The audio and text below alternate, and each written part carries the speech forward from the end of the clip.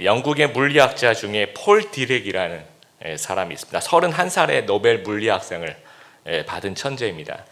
아인슈타인 이후에 최고의 그 양자역학 물리학자인데 과학에는 천재인데 다른 부분에는 좀 이제 괴짜였던 것 같아요. 특히 그 말이라든지 그 언어 또는 공감 능력이 이제 아주 부족했다라고 합니다. 그래서 아주 유명한 일화가 이제 학생들이 이제 수업 시간에 질문을 하는데 이분은 이제 질문 문장 끝에 물음표로 끝나야지 질문이라고 이해를 하는 거예요. 그러니까 물음표가 없으면 질문이라고 생각하지 않는 거죠. 그래서 학생이 손을 들고 교수님 오른쪽 아래 수식이 이해가 안 갑니다 라고 이렇게 질문을 한 겁니다. 근데 이해가 안 갑니다 할 때 이 물음표가 없지 않습니까? 그러니까 질문이 아니구나 해서 대답을 안 하는 거죠. 이건 선언이다. 얘가 나는 모른다라는 선언을 한 거다. 그래서 이제 가만히 있으니까 교수님 제가 오른쪽 아래 수식이 이해가 안 갑니다.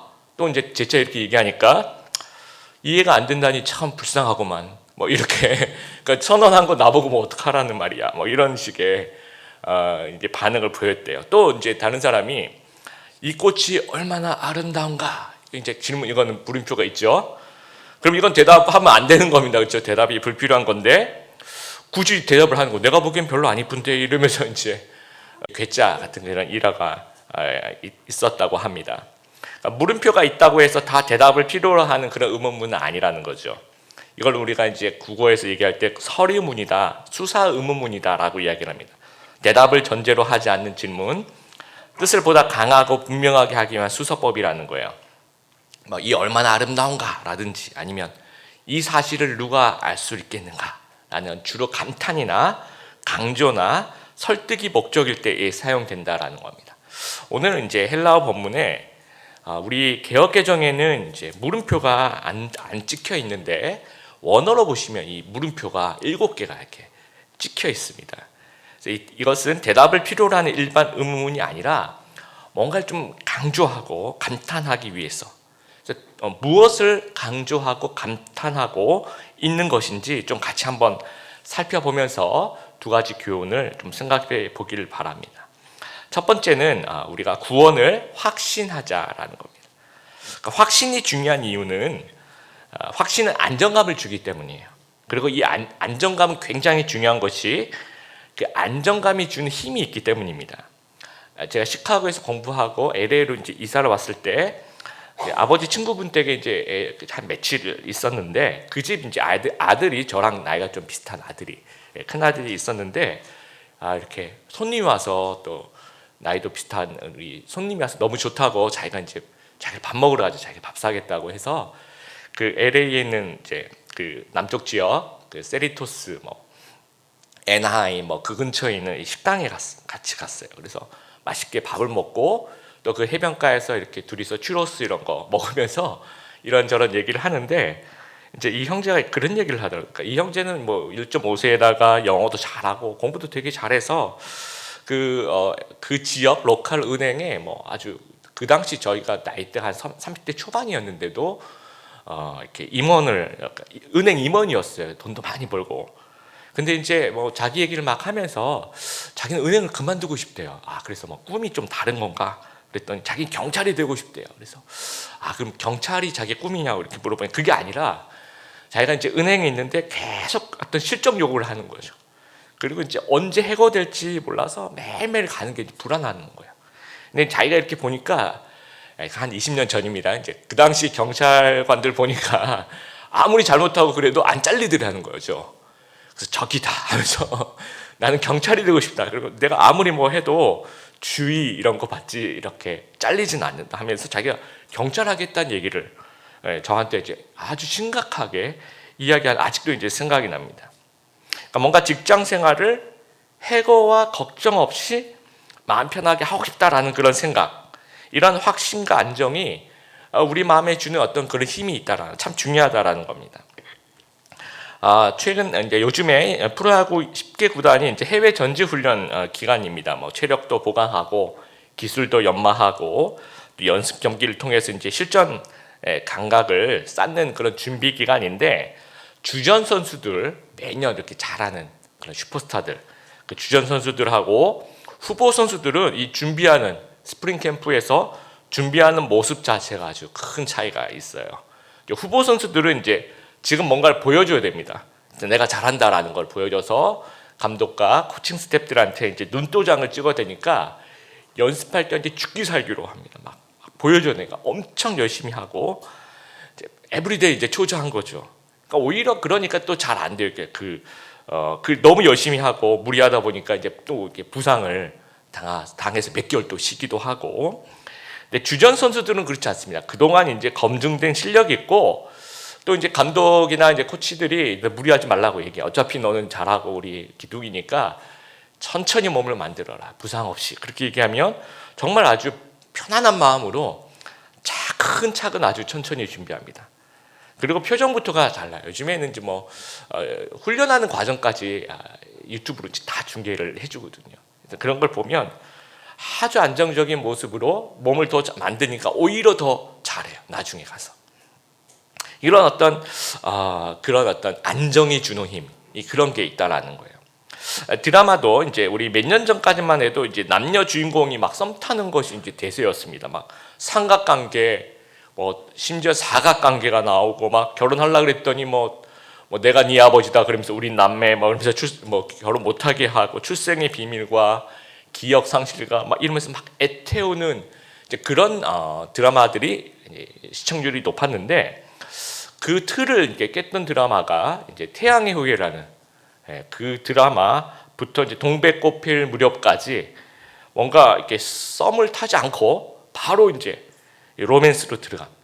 아주 흔들림 없이 강력한 대사들을 쏟아내요. 그래서 제가 몇 개 찾아봤어요. 찾아봤는데 도저히 제가 여기서 전달할 수 없는 이거는 당사자들이 해야지만 좀 멋있을 것 같은 그런 대사들을 막 쏟아내면서 근데 아주 높은 시청률을 태양의 후예 같은 경우에는 한 40% 엄청난 겁니다. 아주 인기가 많았다는 거죠. 그러니까 시청자들이 더 원하는 게 뭐냐면 안정감 있게 확신 속에서 그 속에서 스토리를 마음껏 즐기고 싶다라는 겁니다. 하나님도 마찬가지. 우리에게 구원을 줄까 말까 이렇게 죽을 때까지 넌 지옥 갈지도 몰라 이런 어떤 긴장감 애태우고 그런 거 아니라는 거죠. 하나님은 처음부터 안정감과 확신을 주시면서 강력한 사랑의 돌직구를 던지고 있다는 겁니다. 그래서 오늘 본문에 의문부 7개를 던지면서 설명하려는 그 주제가 두 가지 확신이에요. 두 가지 확실한 사실. 보면 첫 번째는 구원은 결코 변치 않는다. 그래서 그 의문부 7개 중에 5개가 31절 우리가 무슨 말 이 일에 대해서 우리가 무슨 말 하리요? 정말 감탄하고 있는 거죠. 누가 우리를 대적하리요? 32절 모든 것을 우리에게 주시지 않겠느냐? 이 구원을 포함해서 우리에게 모든 것을 주시지 않겠는가? 또 33절에 누가 고발하리요? 34절에 누가 정죄하겠는가? 하면서 죄가 우리를 대적하지 못한다. 죄가 우리를 고발하지 못하고 죄가 우리를 정죄하지 못한다. 이런 것들이 결코 구원을 흔들지 못한다라는 사실을 이야기하고 있습니다. 로마서 8장 1절에도 그런 얘기하죠. 그리스도 예수 안에 있는 자에게는 결코 무엇이 없다? 정죄함이 없다라는 거예요. 그래서 내가 천국 갈 수 있을까? 이렇게 조마조마하는 이런 마음 갖지 말라는 겁니다. 그래서 구원의 확신을 가지고 안정감을 가지고 날마다 기쁨과 감사와 행복함을 누리는 우리 귀한 성도님들 되었으면 좋겠습니다. 그리고 이 작은 두 번째는 하나님의 사랑은 결코 변치 않는다는 거예요. 그 다음 의문부 2개를 35절에서 사용하고 있는데 누가 우리를 그리스도의 사랑에서 끊으리요? 라고 얘기합니다. 그러면서 이제 7가지가 나오는데요. 이 마지막 하나하나 이제 환난이나 공고라는 것은 이제 갇히는 걸 얘기합니다. 어떤 그 감옥에 갇히는 그런 거. 그다음에 박해 아시죠? 기근은 이제 배고픔을 얘기합니다. 그다음에 적시는 이제 헐벗음, 옷 한 벌 없는 그런 어려움을 이야기를 하고 위험과 칼. 그 당시 생각할 때 이게 가장 어려운 것 같아라고 생각하는.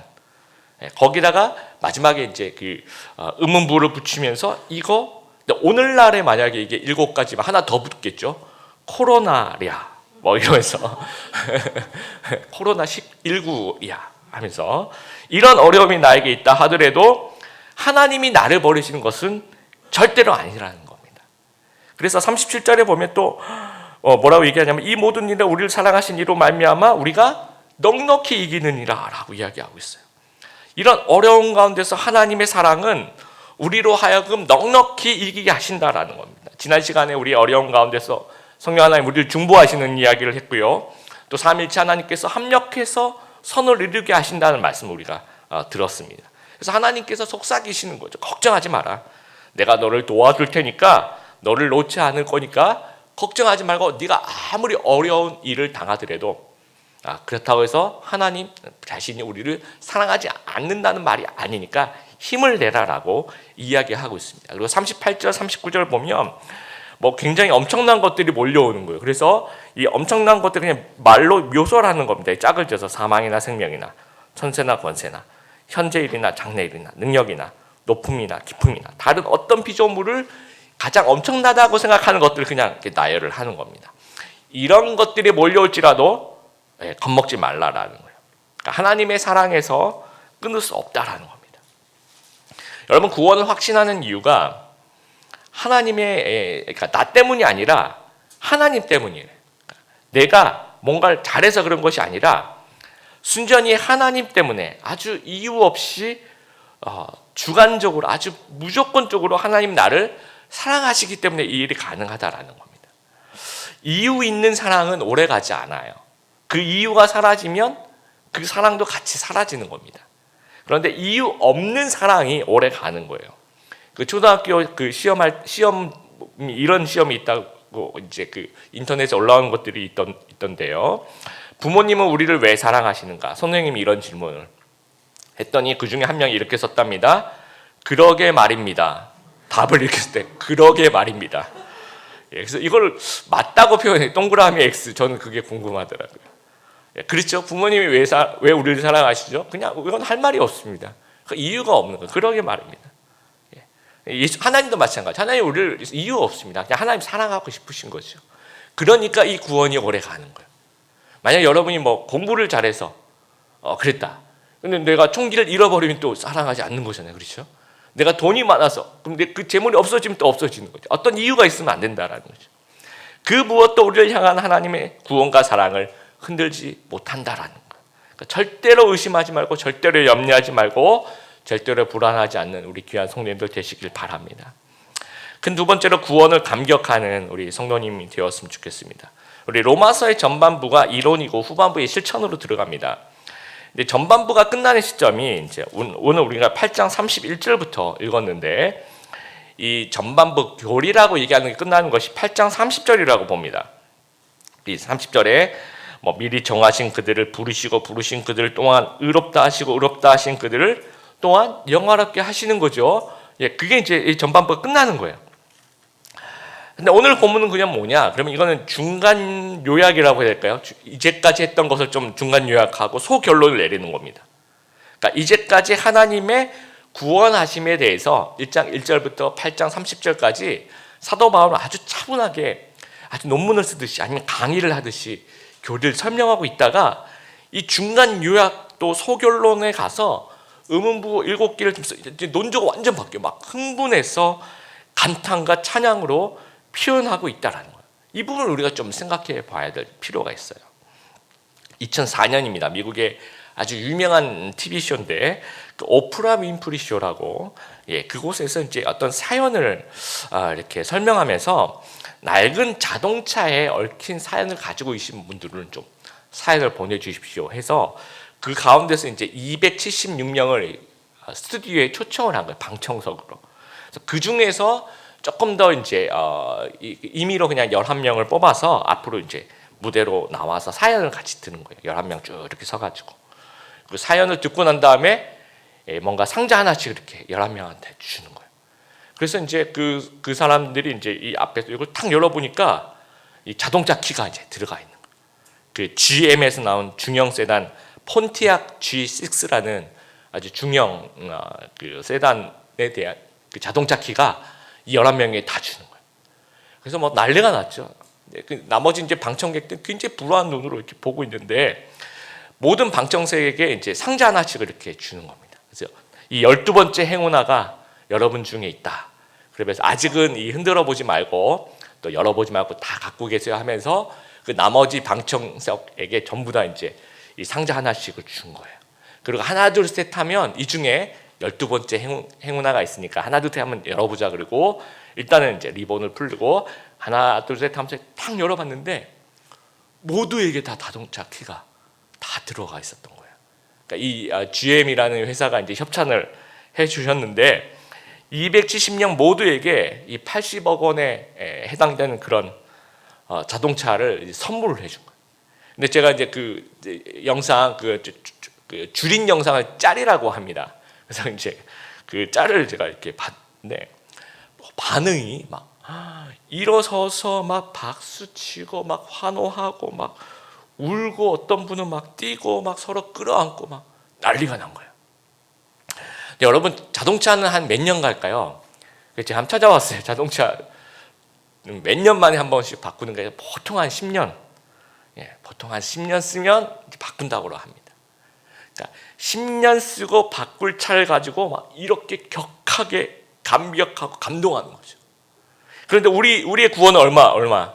10년 갑니까? 아니죠. 우리의 구원은 영원토록 유효한 구원에 우리가 얼마나 감격하는가라는 겁니다. 여러분 우리가 받은 구원에 대해서 이렇게 흥분하고 감격하는 것이 지금 우리 마음속에 있느냐라는 거예요. 그렇지 않다면 뭔가 좀 문제가 있다라는 겁니다. 여러분 심리학에서 말하는 그 적응이라는 말이 있어요. 그 적응. 이 적응의 유효 기간이 있는데 우리가 취직을 하거나 아니면 승진을 하거나 새 집에 들어갔거나 아니면 결혼을 했다. 그러면 이제 되게 좋을 거 아니에요, 그렇죠? 이 개인의 행복감에 직접적인 영향을 준 어떤 것이 얼마나 오래 갈까 이제 조사를 해보면 보통 어떤 이벤트가 일상으로 바뀌는데 걸리는 시간이 한 3개월 정도 된다라고 합니다. 그러니까 3개월 후부터는 조금 이렇게 자칫 매너리즘에 빠질 수 있다라는 거예요. 그래서 이제 결혼을 하거나 아니면 사랑에 빠진 이제 우리 연인들도 처음에는 당신 없으면 못 살아 이러다가 3개월 이렇게 지나가면 당신 때문에 못 살겠어. 이제 이렇게 말이 바뀌는 겁니다. 그래서 구원이 일상이 되고 적응이 되면 좀 영적 매너리즘에 빠질 가능성이 되게 크다라는 거죠. 너무 자주 들었어. 너무 많이 들었어요. 구원, 또 예배, 별다른 감동이 만약에 없다면 혹시 우리가 영적인 매너리즘에 빠져 있는 것은 아닌가 나 자신을 좀 생각해 보아야 될 필요성이 있습니다. 그러니까 사도 바울이 음음부 7개를 날리면서 감격을 하고 있어요. 굉장히 매너리즘과 전혀 상관없는 그런 신앙생활을 하고 있다라는 거죠. 그 비결이 무엇인지 한 3가지 정도를 좀 생각해 봤으면 좋겠습니다. 첫 번째는 예배를 통해 구원의 감격을 회복하자라는 거예요. 그래서 제가 가로에 뭐라고 썼냐면 이제 가로 이렇게 쳐 있는 부분 있죠. 같이 한번 읽어보겠습니다. 시작. 사실에서 느낌으로, 안전에서 위험으로. 이성복 아포리즘이라는 책에 에서 따온 건데 일상적 삶은 느낌에서 사실로, 위험에서 안전으로의 끊임없는 이행이다. 이게 제가 설명을 좀 해볼게요. 사랑이라든지 결혼이라든지 이런 것들로 처음에는 느낌을 갖는데 느낌과 위험. 그래서 이 고구려의 그 호동 왕자와 낙랑국의 낙랑공주 같은 경우에는 서로 사랑을 하니까 엄청난 느낌이 있었겠죠. 그리고 그 나라의 그 보물인 그 자명고를 낙랑고를 찢어버리죠, 그렇죠? 이 위험으로 가는 거예요. 사랑이 가능하게 해준대요. 그런데 나중에 시간이 느낌이 일상이 되면 이게 사실로 돌아간대요. 우리가 그냥 사랑했었구나, 사랑하고 있구나 이렇게 사실로. 또 위험이 일상이 되면 안전으로 가게 된다라는 거죠. 그래서 사실을 깨워서 느낌으로 가야 되는 것이고 안전을 깨워서 위험으로 가야 된다라는 거예요. 그래서 저자는 예술이나 문학이 이제 그런 역할을 한다라고 하는데 저는 우리 크리스찬들은 예술이 아닌 예배가 그런 역할을 해야 된다라고 생각해요. 왜냐하면 바울이 이 감격이 언제 나왔느냐라고 하면 로마서 전반기 교리 설명이 8장 30절에 끝나고 이제까지 하나님이 우리에게 주신 교리에 대해서 구원에 대해서 설명한 이후에 그리고 난 다음에 그러니까 재확인을 하고 난 이후에 감격이 생겼다라는 거죠. 그러니까 예배가 재확인하는 그런 시간이 돼요.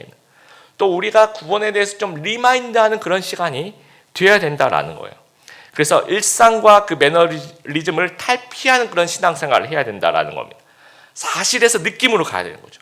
사실로서의 구원에서 느낌을 가진 그런 구원으로 바뀌어야 되는 거고, 안전에서 위험으로, 매너리즘에 빠져있는 성도가 보다 더 다이나믹한 신앙으로, 위험을 감수하는 그런 신앙으로, 본토 친척 아베 집을 떠난 그 아브라함 같은 그런 신앙으로, 배와 그물을 버려두고 예수를 따랐던 그 제자들과 같은 그런 신앙으로 잠자는 우리를 매일 깨우는 거죠.